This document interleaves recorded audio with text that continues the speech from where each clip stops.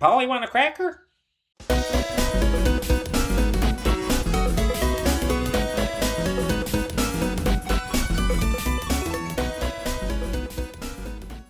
Before we get to today's video, I want to take a moment to talk about Patreon. That's right, we are on Patreon now, and we have a bunch of tiers with a bunch of great rewards. You can subscribe and get things like early access to all reactions, depending on your tier, depends on which reactions you get early access to. You can vote on polls exclusive to patrons that will help determine future reaction series and more. You will get to just have various choices in terms of like getting to choose future reactions I react to, getting to choose first impressions I check out, all kinds of different rewards, and possibly more coming in the future. We're still new at this. We're still figuring things out. It's a process. It's a process. But we have multiple tiers, so whatever you would be able to donate, if you're able and willing to donate, is appreciated. It helps me out, it helps the channel out, it helps us grow. It's going to help just, standardly. It's just something new to check out. Plus, if you like getting the reactions early, that's also a plus. But it is optional. If you're unable to do it, that's completely fine. All reactions will come to YouTube just a little bit later, a week later or so. So that all being said, thank you as always so much, and let's get on with today's video. And with that being said, hey everyone, welcome to Princess K. I'm your host Connie, and today we are here with my blind reaction to Paulie. Not much is known about this movie. I know this is a movie that came out in I think the late 90s, and I know it's about a parrot. That is literally the extent of my knowledge about this. It's a movie that I've known has existed. There were movies released around that time, the 80s and 90s, that just were about animals and stuff. You of course have the legendary ones like Babe, Pig in the City, and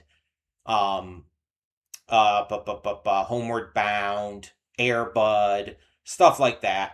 And then you have Free Willy, and trying to think of some of the lesser known ones. I know there's, I guess this would be one of the lesser known ones. I know there's others, I just can't think of them at the moment, which I guess kind of proves the point that they're lesser known. But this was a thing for a while, where some of them would have the animals talking, some of them would just have them acting like animals and doing animal things. That Darn Cat was another one of them. That was one that I think my sister liked.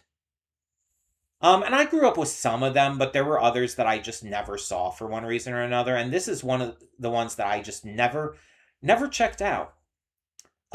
Maybe I wasn't super into birds when I was a kid. I never disliked them, but there might have been a time where I was just not super into them, and so I never checked it. I never checked this out because of that. Possibly, I don't know, but it's just one that always escaped me. So like I said, I know nothing about this other than it's about a parrot. I don't know if the parrot talks more than a parrot typically does. I don't know if it's just a parrot getting into shenanigans around town or whatever. I don't know.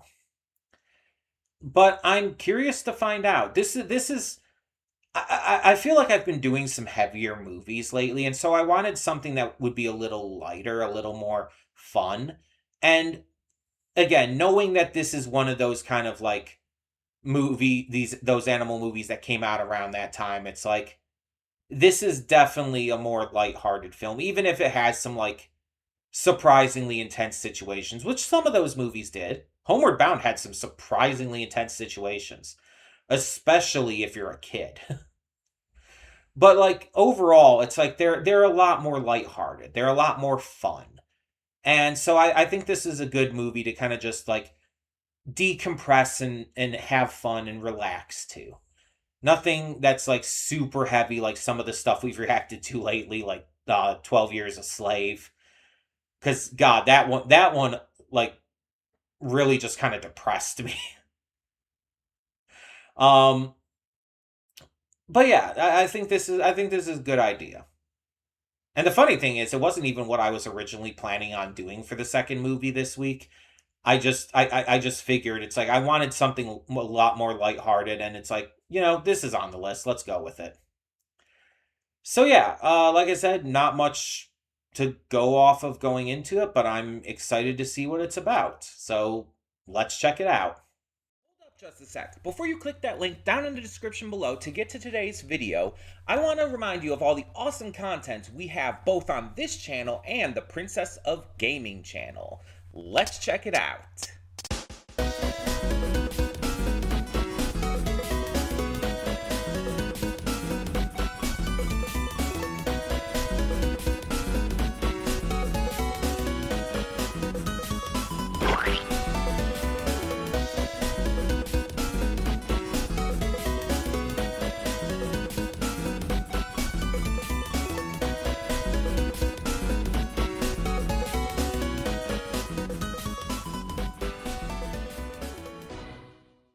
Welcome to the Afterthoughts. We'll begin with spoilers in 3, 2, 1, now. So first off, before anything, Ivy was played by Gina Rowlands, by the way, from The Notebook. So I've seen her before and didn't even realize it. So that's a little fun fact for you there as well. But outside of that, it's like all the other cast I kind of looked up as we were watching, all the ones I knew. On occasion, like, you go into a movie knowing what to expect. You go into a film knowing, like, oh, I'm going to like this movie. It's entirely up my alley. And sometimes you'll go into a film, I'm not going to like this movie. It's just not really my thing. And sometimes you're proven wrong. It happens. Sometimes a movie will surprise you. And this movie surprised me. Not because I thought it was going to be bad. I didn't really think much of anything about it. I've seen a lot of these, like, 90s, early 2000s animal movies. And most of the time, for me, they're very kind of middle of the road. I wouldn't like really call any of them spectacular outside of maybe Homeward Bound. But they're those movies that just really don't, like, they're not going to be much. And you don't expect them to be much. They're meant to entertain their family audience, especially the kids.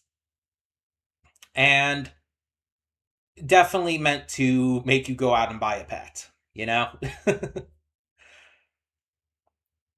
But not only did this movie surprise me with its cast, it surprised me by making me cry like twice. I got super invested in this. Most of the movie is told through flashback of Paulie telling his story to Misha. And I think that that's an interesting idea, because the problem with a movie like that is that when almost the entire film is told through flashback, it almost makes the current day stuff feel half-baked. Like there's not enough time put into it to really make you, like, care or be excited. And I admit, there could have been more time. This is like an hour and a half movie or so. If this movie had like 10 more minutes added into specifically the current day stuff to build Misha as a character a little more, and even have like a little more to the escape from the Institute and all, I think it would have been better. I think it would have been better. It's also one of those things where, because it's a family movie, the ending is like, things wouldn't go that simple. The doctor would have absolutely called the police on Misha. You know they would have hunted him down and they would have gotten Paulie back. Because legally speaking, Paulie belonged to them at that point. You know this wouldn't have had a happy ending realistically. But a lot of times with movies like this, especially knowing that this is like in that same kind of realm as Air Bud and Homeward Bound and whatever else, you kind of have to view it for what it is. You kind of have to like kind of suspend your disbelief a little bit and just accept that it's going to have like this almost cheesy level happy ending. And there's nothing wrong with that. Having a happy ending is not a bad thing. Even if it's not realistically happy. Because with a movie like this, especially an animal focused movie, you want it to have a happy ending. Nobody wants to see a sad or bad ending with an animal character. No. Um but yeah, this movie just got me so hooked in and just like kept a grip on me. And it's really interesting because this is another one of those movies that did not apparently get received super well. It's got like very middle of the road reviews, getting like 60 and 50% on Rotten Tomatoes, depending on the, critic score and audience score. It's it's pretty low. It's pretty middle of the road for most people, it seems. And that's just wild to me. It's like I even saw one review. I don't have it up right now, but it said something along the lines of, um, this movie will be okay for kids, but like will bore adults or something like that. And it's just like, yeah, only if you're an adult who has no joy in their life. It's like, how could you watch this movie and not be like thoroughly entertained? And not just thoroughly entertained, but like thoroughly enchanted. Like there's some good comedy in it. It's not like the best comedy necessarily. I've seen funnier, but there's some good comedy, some great characters, some emotional moments. Again, it made me cry twice. And so it's like it's one of those movies that like the only excuse for like saying like, oh, as an adult you wouldn't be able to get into this is if you're just like you just have no joy in your life and only like these hardcore dramas and stuff. It makes no sense to me. It makes no sense to me. This was such a genuinely charming as fuck movie. And again, everyone's allowed their opinions. If someone doesn't like this, they're allowed to not like it. I'm not going to tell anybody they're wrong for having an opinion. But I also don't have to say that I understand that opinion. I can share my opinion too, and I can share that I don't understand what their opinions are about. That's just my opinion. So it's like, you're allowed to not like this. Doesn't mean I have to understand that. Doesn't mean I have to agree with that. It just means we have a very different opinion on this movie. And this isn't the first time that I've ended up liking a movie that was either poorly received or just, had a mid reception. There's plenty of movies out there that are critically panned that I end up liking. I mean, look at the 2016 Suicide Squad or Batman v Superman. Really, any of the pre-James Gunn DC stuff. Wonder Woman 84 as another example. It's like, I think those are all fantastic movies. The original cut of the Justice League movie before we got the Snyder cut.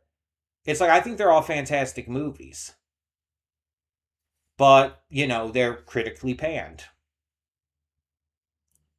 So, I'm known for having I'm known for having very different opinions than a lot of the crowd most of the time, with exceptions here and there. Sometimes I fully agree, but with Paulie, it seems that yeah, I think that this is like a 9 out of 10 movie.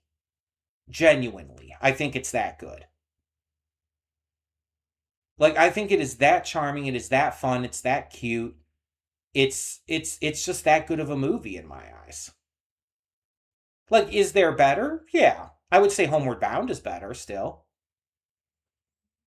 But, like, I was entertained the entire way. I was charmed out of my pants.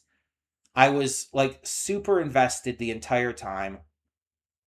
I was just, I was just so excited for this damn bird.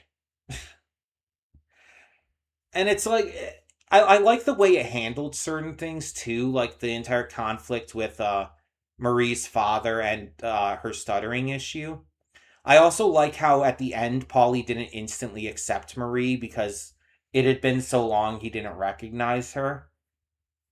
And it's just like I like those little details because it's like it's very realistic. It makes sure that you know that Marie's father isn't necessarily a bad person, but that he's not great at handling this situation with his daughter. And at the same time, like Paulie's hesitation at the end makes perfect sense because he understands human speech, but you know he doesn't fully understand the passage of time. And the movie actually did a great job at not telling us the passage of time, which I think is actually really important. I had already like come to realize that she was going to be an adult at the end, but having the reveal and showing that like she is like a full adult and everything, it's still like a good reveal that makes everything like all his time spent away from her throughout this backstory. It really puts it into a different perspective of how long it's been. Because again, in the flashbacks themselves, you have no concept of how long it's been. It does not even begin to tell you. Like, it could have been as little as like a few months for all we knew. And when we see the little girl at the end, who again is absolutely the same girl who played Marie as a kid, it's like we think. I mean, obviously, that made me think that that was going to be her daughter. Because it again, it's the same girl, it's the same actress. But then, nope, ends up being the neighbor. Okay, why not just get a different child actor for that role then? Why do you have to have the same character? Maybe just for the like mistaken identity part. That's the only thing I can really think of. Like having the having Paulie and Misha mistake her at first for Marie, even though Misha doesn't even know what Marie looks like, but you know he's just going along with Paulie. So yeah, it makes sense. It tracks. It does. But it's just I really thought that was supposed to be her daughter. It's just like the context clues. Um, I also do like the fact that she did have the flowers in her hair, which was obviously reference to Misha's story and everything. And it's like that's nice. That's cute. Like obviously it doesn't go anywhere with it like in the course of this film.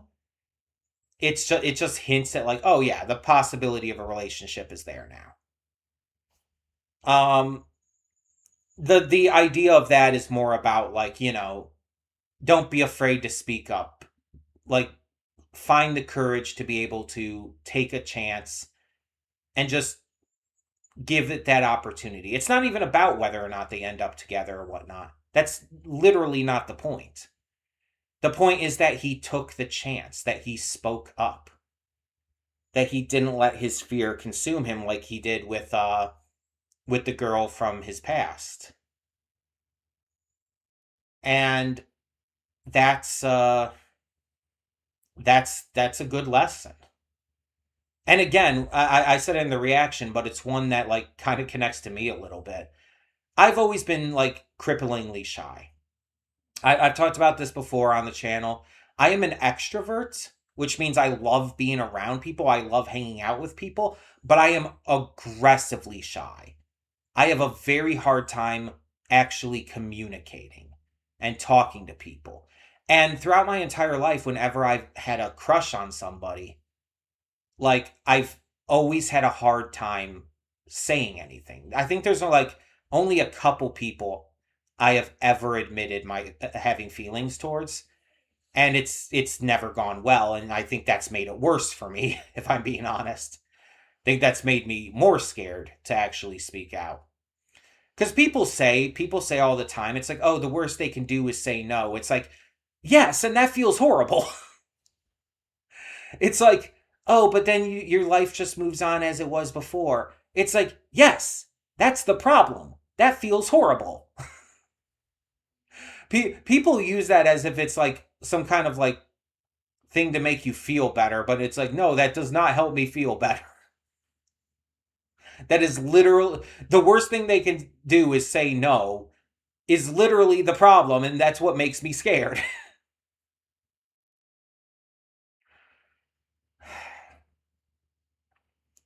But because of this crippling shyness, like I've never had like an actual full partner. I've only been on a couple dates in my life.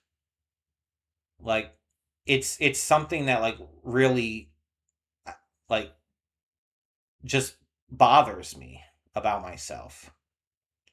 And it's not something you can just fix either. And I don't know if my autism is partially to blame for it. I just don't know. I'm not going to say one way or the other. But it's like, it's not something I can just choose to do. Like, it's literally like in that moment, I freeze. And I can't speak up. I can't share my feelings. It's, it's, it's, it's like almost an involuntary like roadblock in my head. So it might be my autism for all I know. It's very possible. But it's just it's really hard for me being being 34 years old and not having a partner. And it's just it's one of like the biggest like issues I see with my life a lot of the time. Doesn't make me feel good. But it's like the lesson of just like having the courage to speak up again is a good lesson because most people I know aren't like me. Most people don't have like this like internal mental roadblock that stops them from being able to actually speak out. That's why all my friends around me keep getting married and just entering relationships. It's because their brain isn't trying to fuck them over. And again, I have tried. I have like spoken out about it. And again, every time I've done so, it's like it's led to rejection, and even in a couple of cases, like completely breaking, having contact broken with that person. It's never worked out for me, and that like that's added more fear to me, and it's made that roadblock bigger. And then there's also like fears I have of like, what if I confess to someone and then find out they're already in a relationship? Then I'm going to look like an idiot and I'm going to like be insanely embarrassed, and I'm just going to like probably cry myself to sleep that night and wish I were dead. Yeah, it's just